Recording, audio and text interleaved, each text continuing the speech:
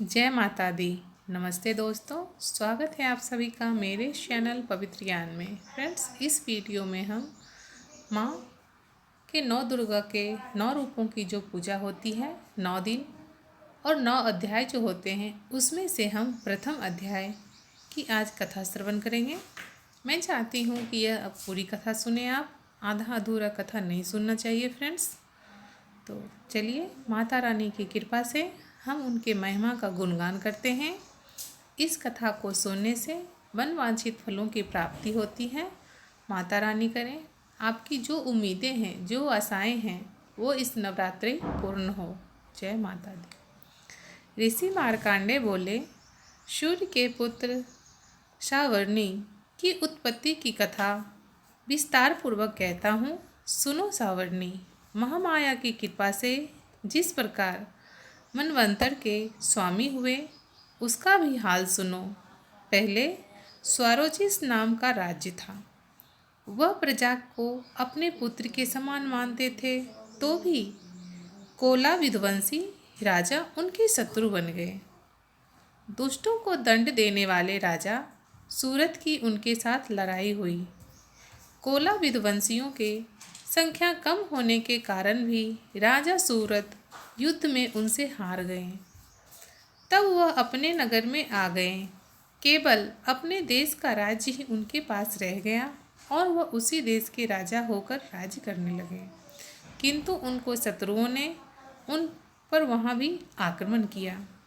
राजा को बलहीन देखकर उसके दुष्ट मंत्रियों ने राजा की सेना और खजाना अपने अधिकार में कर लिया। राजा सूरत अपने राज्याधिकार को हारकर शिकार खेलने के बहाने घोड़े पर सवार होकर वहां से एक भयंकर वन की ओर चले गए। उस वन में उन्होंने महर्षि मेधा का आश्रम देखा। वहां मेधा ऋषि अपने शिष्यों तथा मुनियों से सुशोभित बैठे हुए थे और वहां कितने ही हिंसक जीव परम शांति भाव से रहते थे। राजा सूरत ने महर्षि मेधा को प्रणाम किया और महर्षि ने भी उनका उचित सत्कार किया।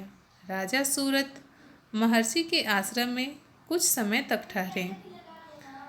अपने नगर की ममता के आकर्षण से राजा अपने मन में सोचने लगे, पूर्व काल में पूर्वजों ने जिस नगर का पालन किया था, वह आज मेरे हाथ से निकल गया।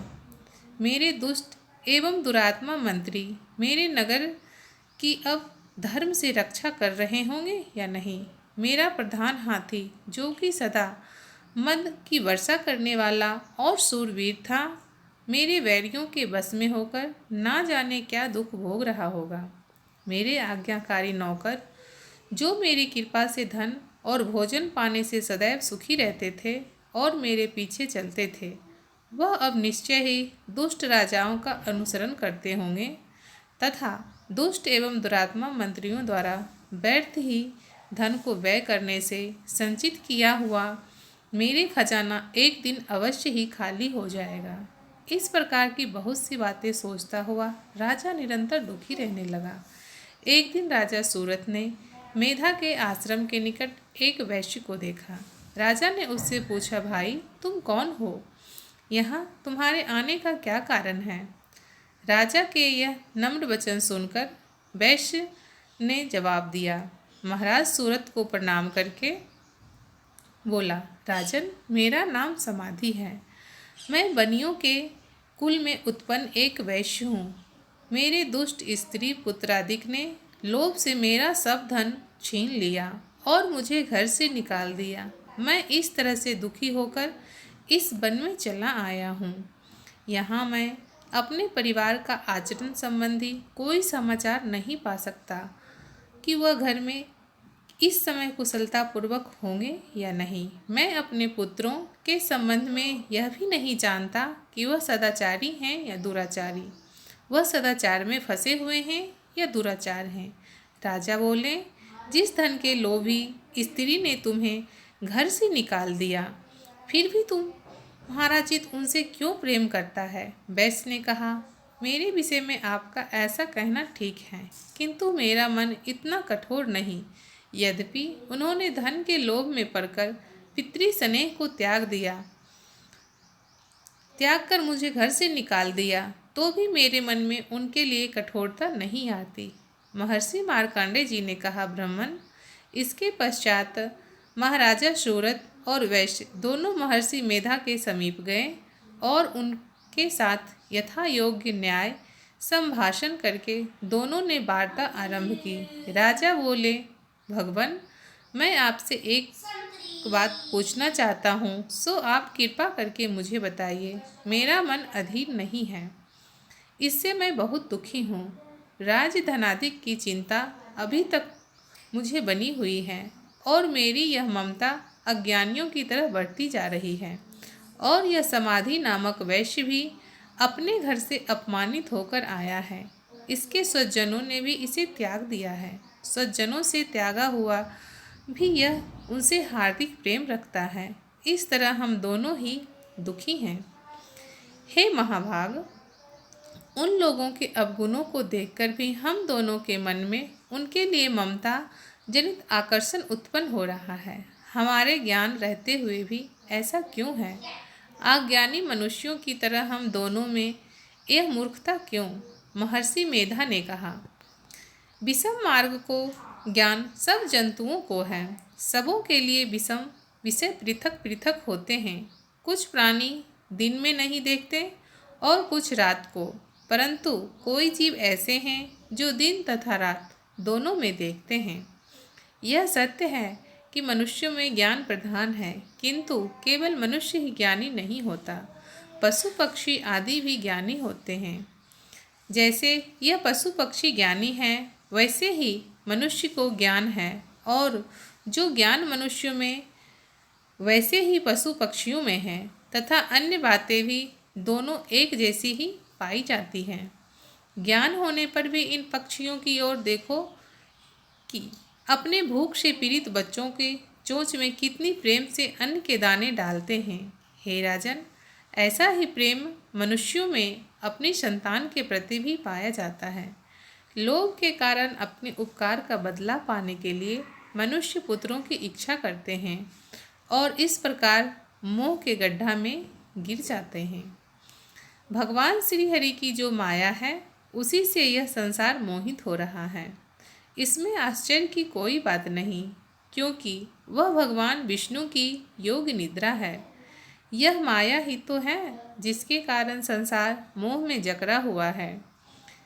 यही महामाया भगवती देवी ज्ञानियों के चित्त को बलपूर्वक खींचकर मोह में डाल देती हैं और उसी के द्वारा संपूर्ण जगत की उत्पत्ति होती है। यही भगवती देवी प्रसन्न होकर मनुष्य को मुक्ति प्रदान करती है। यही संसार के बंधन का कारण है तथा संपूर्ण ईश्वर को भी स्वामिनी है। महाराज सूरत ने पूछा, हे भगवान, वह देवी कौन सी है जिसको आप महामाया कहते हैं? हे ब्राह्मण, वह कैसे उत्पन्न हुई और उसका कार्य क्या है? उसके चरित्र कौन कौन से हैं?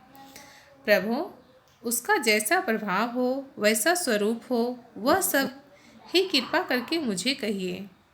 मैं आपसे सुनना चाहता हूँ। मेधा ऋषि बोले, राजन, वह देवी तो नित्य स्वरूपा है। उसके द्वारा यह संसार रचा गया है, तब भी उसकी उत्पत्ति अनेक प्रकार से होती है। वह सब आप मुझसे सुनो। वह देवताओं का कार्य सिद्ध करने के लिए प्रकट होती हैं। उस समय वह उत्पन्न हुई कहलाती हैं। संसार को जलमय करके जब भगवान विष्णु योग निद्रा का आश्रय लेकर शेष नैया सैया पर सो रहे थे, तब मधुकैटभ नाम के 2 असुर उनके कानों के मैल से प्रकट हुए और वह श्री ब्रह्मा जी की ओर मारने के लिए तैयार हो गए। श्री ब्रह्मा जी ने जब उन दोनों को अपनी ओर आते देखा और यह भी देखा कि भगवान विष्णु योग निद्रा का आश्रय लेकर सो रहे हैं, तो वह उस समय श्री भगवान को जगाने के लिए उनके नेत्रों में निवास करने वाले योग निद्रा की स्तुति करने लगे। श्री ब्रह्मा जी ने कहा, हे देवी, तुम ही स्वाहा, तुम ही स्वधा और तुम ही वष्टकार हो। स्वर भी तुम्हारा ही स्वरूप है। तुम ही जीवन देने वाली शुद्धा हो। हे देवी, जगत की उत्पत्ति के समय तुम सृष्टि रूप होती हो, पालन काल में स्थित रूपा हो और कल्प के अंत में संहार रूप धारण कर लेती हो। तुम ही महाविद्या, महामाया, महामेधा, महारात्रि और मोहरात्रि हो। श्री ईश्वरीय और बोध स्वरूपा बुद्धि भी तुम ही हो। लज्जा, पुष्टि, तुष्टि, शांति और क्षमा भी तुम ही हो। जो भी असत पदार्थ हैं और उनमें जो शक्ति है वह तुम ही हो। ऐसी अवस्था में भला तुम्हारी स्तुति कौन कर सकता है।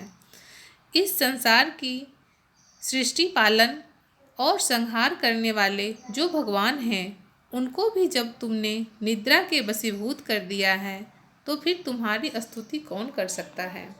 भगवान विष्णु तथा भगवान शंकर को शरीर धारण कराने वाली तुम ही हो। तुम्हारी स्तुति करने की शक्ति किसमें है। हे देवी, तुम तो अपने इन उदार प्रभावों के कारण ही प्रशंसनीय हो। मधु और कैटव जो भयंकर असुर हैं, इन्हें मोह में डाल दो और श्री हरि भगवान को भी जल्दी जगा दो और उनमें इनको मार डालने की बुद्धि भी उत्पन्न कर दो। महर्षि मेधा बोले, हे राजन, जब ब्रह्मा जी ने देवी से इस प्रकार स्तुति करके भगवान को जगाने तथा मधु और कैटव को मारने के लिए कहा, तो वह भगवान श्री विष्णु के नेत्र, मुख, नासिका, बाहु, हृदय और वक्षस्थल से निकलकर ब्रह्मा जी के सामने खड़ी हो गईं। उनका ऐसा करना था कि भगवान श्री हरि तुरंत जग उठे और दोनों असुरों को देखा, जो कि अत्यंत बलवान तथा पराक्रमी थे और मारे क्रोध के, जिनके नेत्र लाल हो रहे थे और जो ब्रह्मा जी को वध करने के लिए तैयार थे। तब क्रुद्ध हो उन दोनों दुरात्मा असुरों के साथ भगवान श्री हरि ने पूरे 5000 वर्ष तक लड़ते रहे। एक तो वह अत्यंत बलवान था तथा पराक्रमी था, दूसरे महामाया ने भी उन्हें मोह में डाल रखा था। अतः वह श्री भगवान से कहने लगे, हम दोनों तुम्हारी वीरता से अत्यंत प्रसन्न हैं, तुम हमसे कोई वर मांगो। भगवान ने कहा, यदि तुम मुझ पर प्रसन्न हो तो अब तुम मेरे हाथों से मर जाओ। इस पर इतना सा ही वर मैं तुमसे मांगता हूँ। यहाँ दूसरे वर से क्या प्रयोजन है। महर्षि मेधा बोले, इस तरह से जब धोखे में आ गए और अपने चारों ओर जल ही जल देखा तो भगवान श्री हरि से कहने लगे, जहाँ पर जल ना हो, सूखी जमीन हो, उसी जगह हमारा वध कीजिए। महर्षि मेधा कहते हैं, तथास्तु कहकर भगवान श्री हरि ने उन दोनों को अपनी जांघ पर लिटा लिया, उन दोनों के सिर काट डाले। इस तरह से ये देवी ब्रह्मा जी की स्तुति करने पर प्रकट हुई। बोलिए जय माता दी। दोस्तों, ये तो थे माँ के 9 रूपों की जो पूजा होती है, पहले दिन का जो अध्याय होता है, यह अध्याय मैं आपके सामने प्रस्तुत की हूँ। इसी के साथ ही मैं अपनी वाणी को विराम देती हूँ। मिलती हूँ आपसे